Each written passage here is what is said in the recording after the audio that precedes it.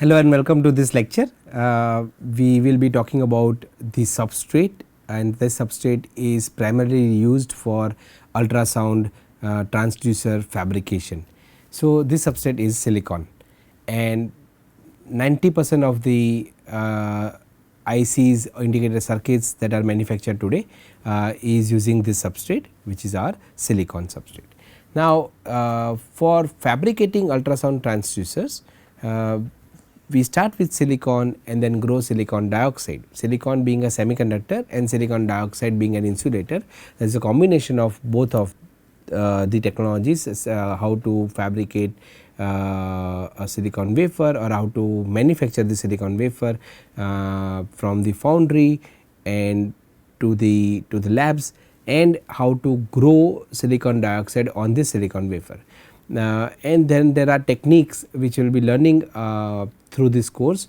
For example, we look at the physical vapor deposition techniques, we look at the chemical vapor deposition techniques, we look at the micro machining techniques, both bulk micro machining and surface micro machining technique.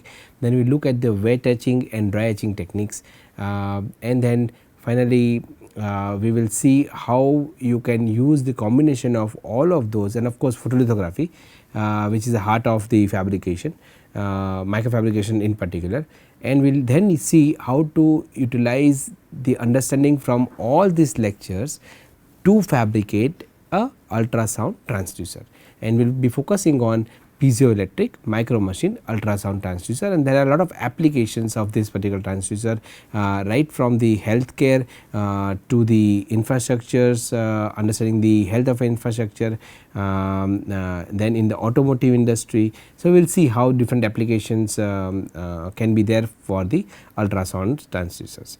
So, let us start understanding silicon and silicon dioxide. So, silicon. Now, if you see this slide, right, the left image, this image, right, it shows what? It shows the wafer art cut from the bowls. What is bowl? This is the bowl. So, if you see this one is a bowl, which are large log of uniform silicon. So, the question comes as that how we can fabricate this kind of log of silicon, and how the process techniques are there to form the wafers. In our case, we are going to use, so wafers when I say is silicon wafers, okay, and we are going to use 4-inch wafers, 4-inch wafer. This is for the lab environment, okay. If you go to industry, it will be 18-inch wafers as well.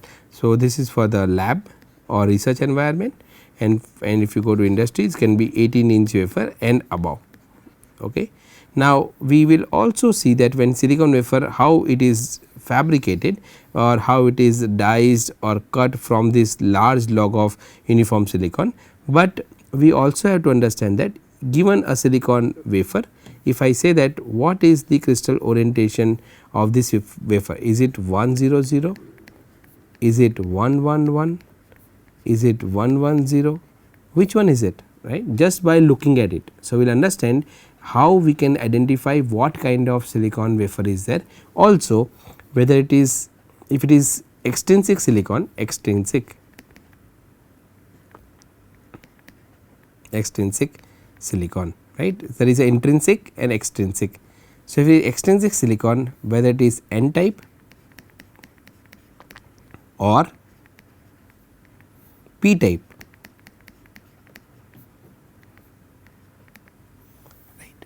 So, this all things before we fabricate any device we should know, alright. Okay. The next question here is that looking at this picture, which picture? This one, right. What do you think, or where do you think silicon balls are made, and why do you think so? That is a question. So, think and understand that why, first of all, why this all gowning is required. This is called personal protective equipment and also called the clean room gowns, okay. So, what you see, there is a silicon bowl,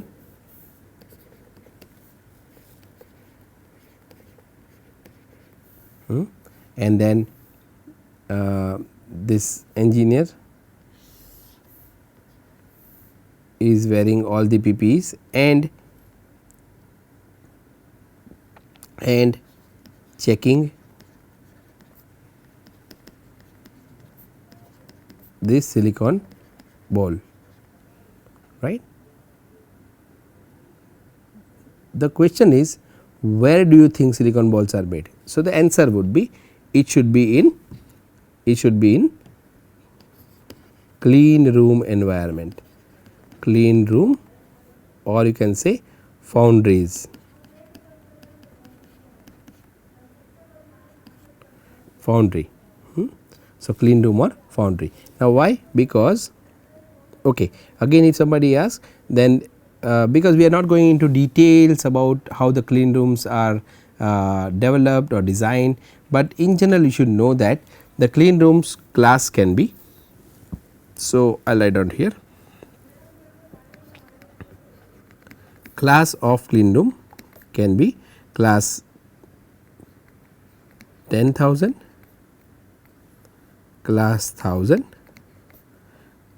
class 100, class 10, class 1, alright. As you go towards lower class, that means class 1, then from the higher class like class 10,000, then what happens is the cleanliness of the clean room would be better. And in one of the short lecture I will also explain it to you how one can design or how one can understand what kind of class of the clean room is. Okay. So, but the answer to our question would be that the silicon bowls are made in clean room foundry. Now, the another question is, why do you think so? So, the answer is because if you work in a clean room, the contamination level reduces significantly, and the contamination level reduces significantly, we can get a better undoped silicon wafers. Undoped is unintentional dopes. Okay. Intentional doping is fine because then we have to create N type or P type, but the environment, right, if it has lot of contaminants, it will contaminate the entire process. So, to avoid this contamination, we go for the clean room environment. Okay. I will go to the next slide. Okay. So, now this is the overview of wafer processing technique. We start with the quartzite rock, we electric submerged arc furnace. Once it is done, we have metallurgical silicon. Once the metallurgical silicon is there, we put in a reactor to form polysilicon rods. One polysilicon rods gets ready, right, we call as a. So, the reactor has polysilicon rods, and then we have the end product as polycrystalline silicon ingot, polycrystalline silicon ingot. Now, from polycrystalline we have to make it single crystal. So, we have two different techniques, one is CZ technique or Czochralski technique, and second is FZ technique or float zone technique. Okay. CZ technique or FZ technique, and we will see in next few slides what are the CZ and FZ techniques. If you open a VLSI technology books, right, you will see these techniques mentioned in those books, and these are standard techniques by which we can have a silicon semiconductor grade materials, or we can also have much more pure silicon wafers using float zone technique. Each has its advantages, disadvantages, we will look into that. When we go for this one of the techniques to form a single crystal silicon ingot, right, the output is our silicon bowl or silicon ingot, silicon bowl, or we can say silicon ingot. All right. Now, once you have this, the next step is we have to slice it, right. Slicing is nothing but sawing, because you use a diamond wires and it is a wire moving in one direction and then another wire moves another direction. So, it keeps on slicing it, but we call this technique as a sawing technique, and again in few slides we will see that. Once we saw the silicon wafers from the silicon bowl, we have a silicon which is not polished, okay. So, to do that we go for polishing. Now, polishing involves several techniques. One is lapping, followed by chemical mechanical polishing. so to form the silicon wafers that we can use. This silicon wafer can be single side polished,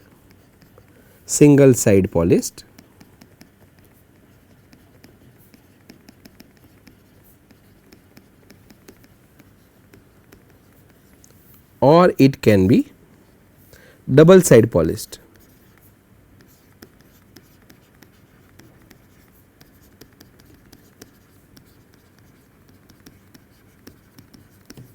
Right, single side polished or double side polished.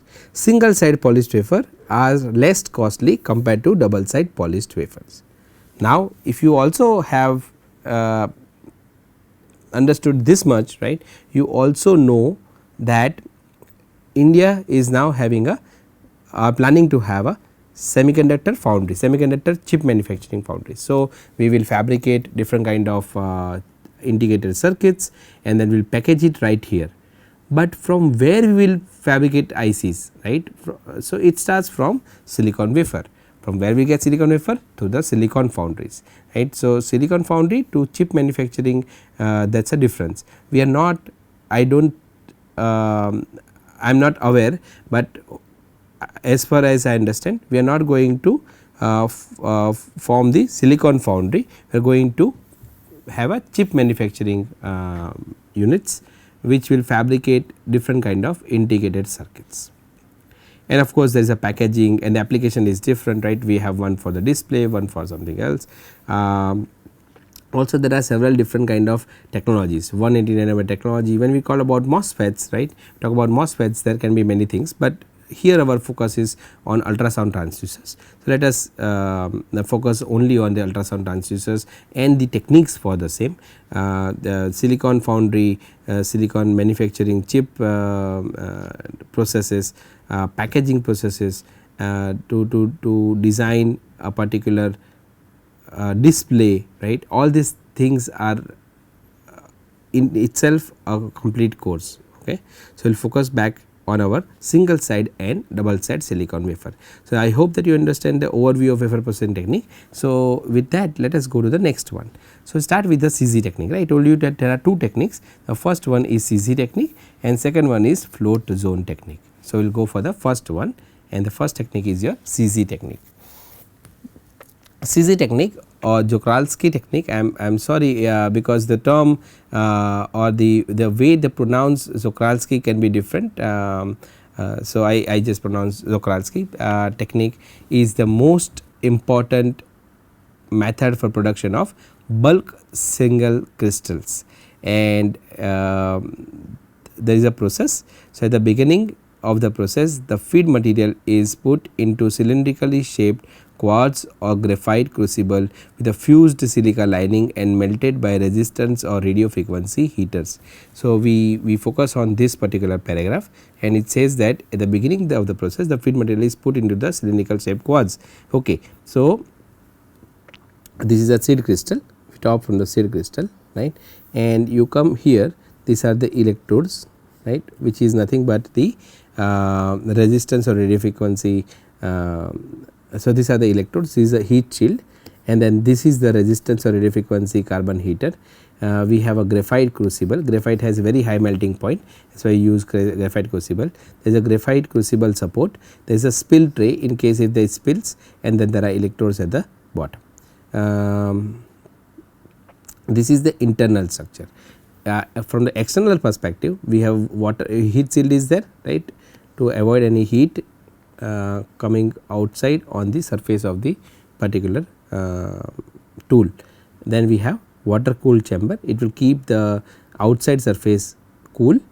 We have a quartz crucible inside, right, which is quartz crucible is here. The graphite crucible is outside, the quartz crucible is inside, and then we have single crystal silicon forming. So, what happens is initially the polycrystalline material is fed into this particular quartz or graphite crucible here. Okay. And then it gets melted. When it gets melted, we insert the seed crystal into this melted region and we slowly pull it up, and while we are pulling it, we rotate it as well. So, if this is rotated in this fashion, the crucible is rotated in the opposite fashion. Okay. If our seed crystal is rotated in a clockwise direction, then the quartz crucible is rotated in counterclockwise direction or vice versa. That means, if the quartz crucible is rotated in clockwise direction, the seed crystal is rotated in counterclockwise direction. So, here it looks like that we have the quartz crystal rotating in clockwise and seed crystal is in counterclockwise. Okay. So, two things, pull and rotation. All right. So, if we read it again, right, you will understand that at the beginning of the process what happens is this feed crystal or the feed material is put. So, feed material is put, but actually feed material is kept in the on the cup. Feed material is here, in this case our feed material would be polysilicon, is loaded into the crucible, and once it is loaded, it is melted using what? Heater. Now, we include the seed crystal, here. We immerse seed crystal into this melted zone, we pull it up and then we rotate it like I said. And same thing is done here, you see here. So, as the feed crystal is completely molten, a seed crystal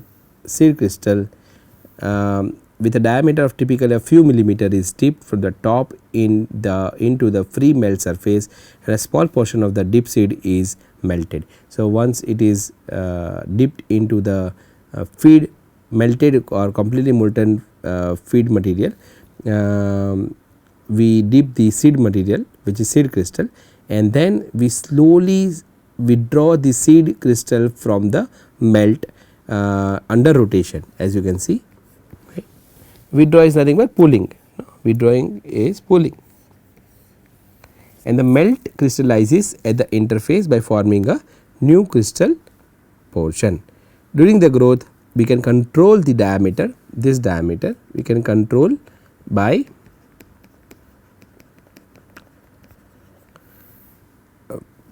adjusting the one heating power, right. If you heat it more, or if you pull it less or fast, or if you rotate it faster or slower.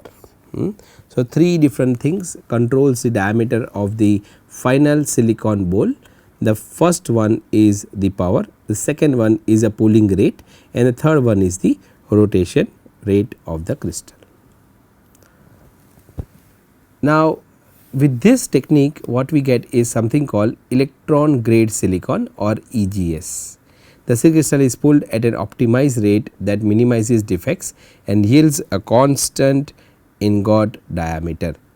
Right now, from 4 inch to 8 inch to 12 to 18 and so on and so forth, we can change the diameter by adjusting the power, pull rate and rotation. We can impurities can be doped into the silicon ingot intentionally or unintentionally, and if the intentional impurities that we dope would create either a N type or a P type silicon. So, that is what it is written here in this paragraph. Intentional dopants are mixed into the melt during crystal growth, while unintentional impurities originate from crucible and ambient etc. Okay. So, all impurities have different solubilities in solid and in the melt, that we already know, right. It's very simple. And if you want to find out an equilibrium segregation coefficient, which we denote by Ko, then this equilibrium segregation coefficient Ko is defined as a ratio of equilibrium concentration of the impurity in solid to that in the liquid at the interface, and that is given by Ko equals to Cs by Cl, solid by liquid. The impurities segregate to the melt, and the melt becomes progressively enriched with impurities as the crystal is being pulled. Okay. Let us go to the next slide now. In this slide what we look into is FZ technique or float zone technique. Okay. So, the float zone technique or FZ technique is based on the zone melting, and that was invented by Theurer in 1962. Here what happens is, you see that there is a polycrystalline ingot, there is a molten silicon, there is a radio frequency coil, grown single crystal material and single crystalline seed. So, how does it work, right, and how this single crystal silicon ingot is grown. So, a melt zone is established between lower seed material and upper feed material. So, this is our feed material,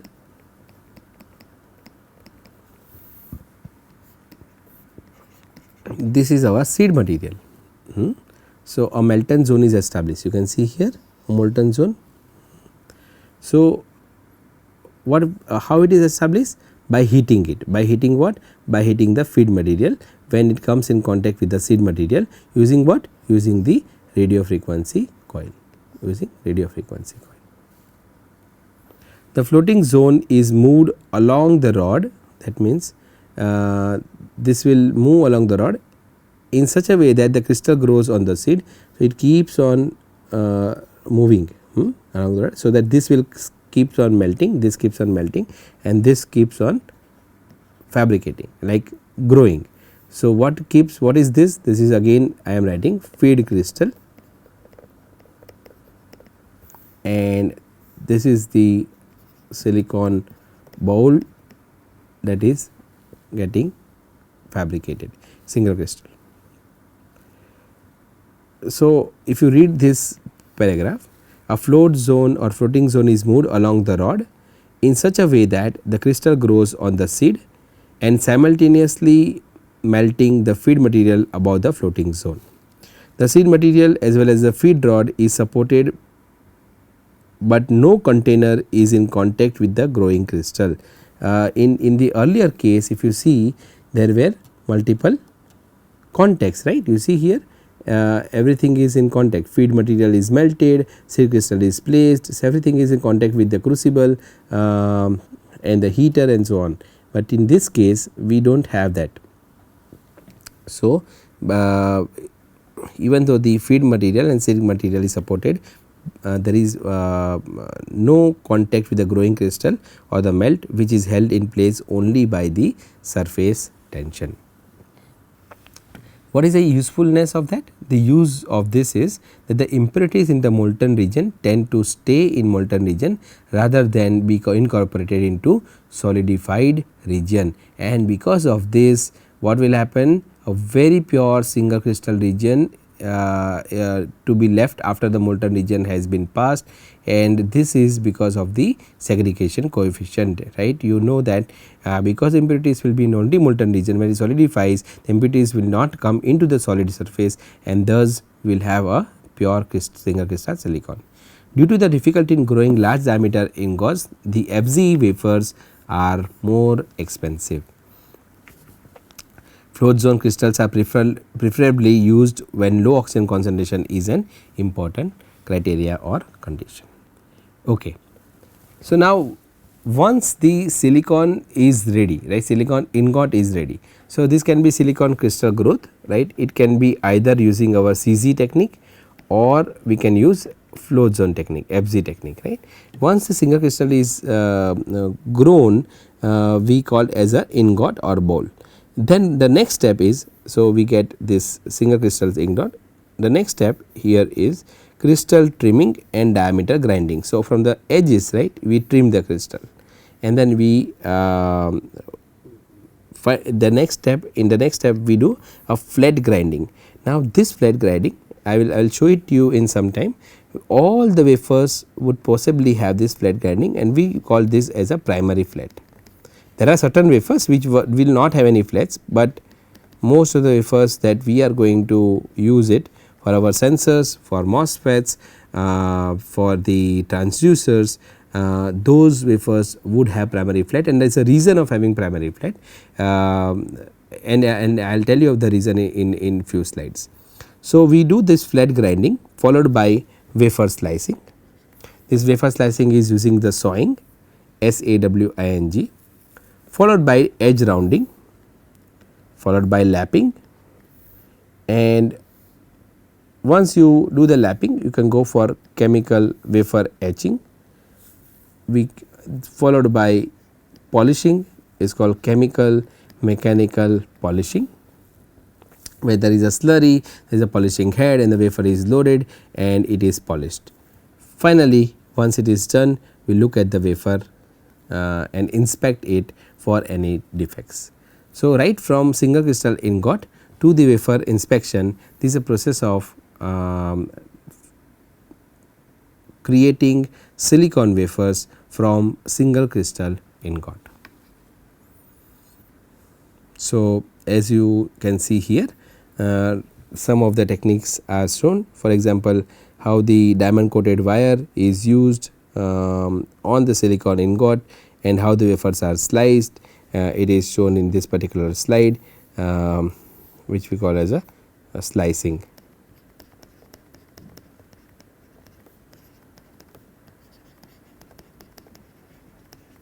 And this one is nothing but our lapping machine. Okay. So, this is part of the silicon wafer preparation. Okay. Now comes a very important slide which shows the silicon wafer types and applications. Okay. So, here what you see is on this slide in particular we have shown you 3 substrates. This is glass and there are certain patterns, there are certain patterns which are fabricated on each of this substrate.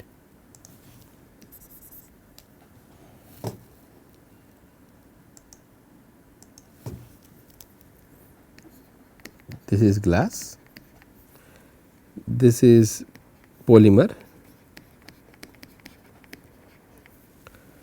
this one is silicon,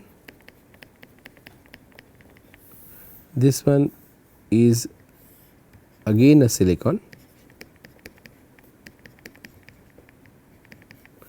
the fabrication was silicon cantilever,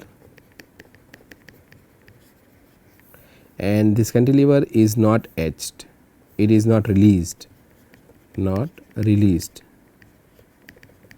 How to fabricate this cantilever? We will look into the micro machining technique, but in this case what we need to see is the different substrates can be used, silicon can be used, polymer can be used and glass can be used. Now what is cantilever? If you have seen the diving board in swimming pool, that is a cantilever. The balcony of high rise buildings, right, or any building per se is a cantilever. So, the silicon cantilever here is shown to explain that the material which is used as a substrate can be silicon, which is semiconductor, can be polymer, can be glass, can be any other material as well. Now come to the very important point, and I told you that the wafers that we will be using would have the one very clear flat which we call as a primary flat,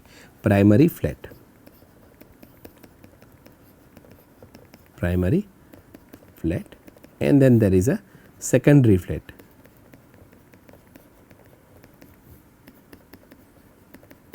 Okay. Primary flat, let us we say in short PEF, secondary flat SF. So, you see here PF, PF, PF, PF, SF, SF, SF and no secondary flat, there is no secondary flat here. So, if it is only primary flat, we call this wafer as P type 111. If the secondary flat is at 90 degree with respect to the primary flat, we call P type 100. If the secondary flat is at 45 degree with respect to primary flat, we call N type 111. If it is at 180 degree with respect to the primary flat, we call this as a N type 100. Now, I hope you appreciate the reason of why primary flat is created. See, now there can be multiple reasons also from aligning point of view and other things, but it is easier for end user to identify what type of the wafer is there, whether it is N type or P type, and what orientation of the wafer it is, P type 111, P type 100, N type 111 and N type 100. Now, we come to that time in the lecture where I can show it to you how the wafer looks like. Okay. So,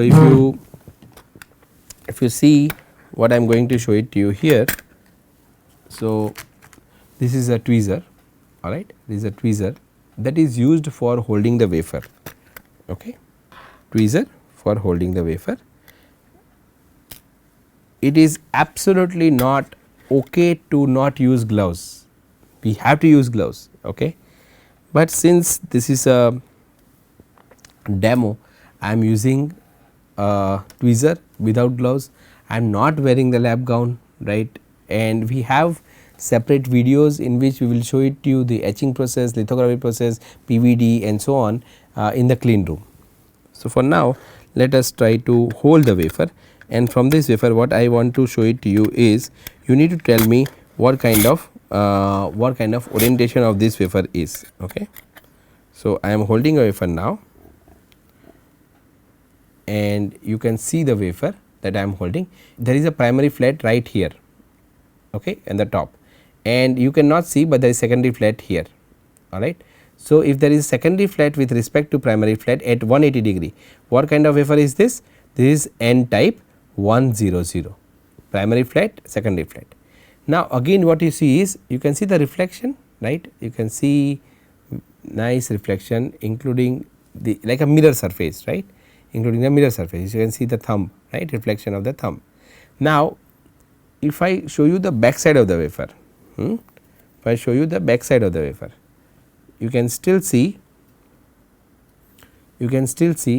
a reflection, that is again a finger, right. So, if I put a finger or thumb, you can see the reflection right there, yep, thank you.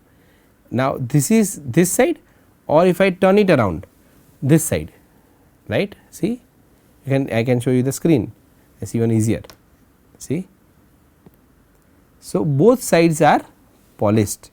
When the both sides are polished, this is our double side polished wafer, and primary flat is here, secondary flat is here, it is 100, easy, okay. I will put it back, I will show you another wafer.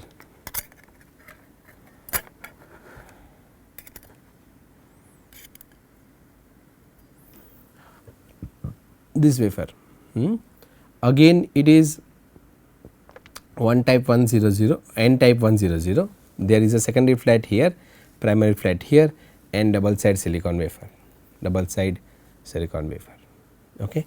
So, now you would know what is double side wafers, what are single side wafers, or what is a tweezer. Tweezer can be different type, this is one kind of tweezer, I have another one, right, which is this is a tweezer. So, these tweezers can be different type to hold the wafer, right, to hold the wafer, the tool is called tweezer, TWEEZER or ZER, okay.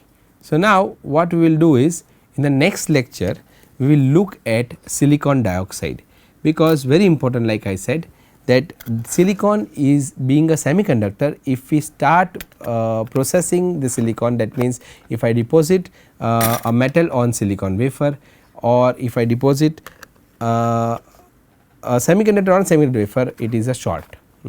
So, before we go for this process techniques in which we deposit several different kind of metals, I want to first show it to you what are the techniques for silicon dioxide growth, and that we call as a thermal oxidation. So, we will see thermal oxidation in the next class. Till that, I hope that now you are clear about how silicon wafer are manufactured and how we can quickly identify what is the type of silicon wafer and what are the orientations of the silicon wafer. So, till then you take care, I will see you in the next class, bye for now.